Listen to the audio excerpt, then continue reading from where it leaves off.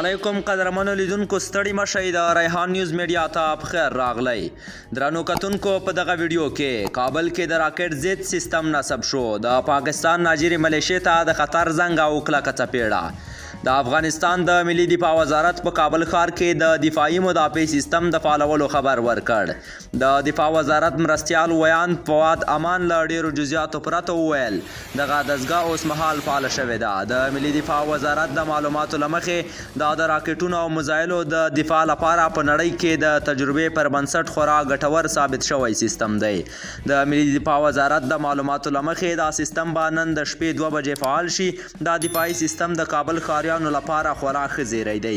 وروسته له دې څخه به هر ډول راکټ په هوا کې د دې سیستم په مرسته خنثی شي او ښاریان به په امن کې وي. دغه سیستم په قوي راډار یا کشفي سیستم باندې مجهز دی. د هیواد ټوله جغرافیه تر خپل پوښښ لاندې راوستلی شي او همدارنګه په منځنۍ کچه د الوتکو، راکټونو، چارج لرونکو میزایلو یا توغندیو او داسې نورو خطرناکو عناصرو د خنثی کولو وړتیا لري. قدرمنو لیدونکو هیله ده چې راپور به مو اورېدلی وي او خوښ شوی به مو وي. د نورو تازه خبرونو لپاره زموږ د یوټیوب چینل سبسکرایب کړئ. د خدای په امان.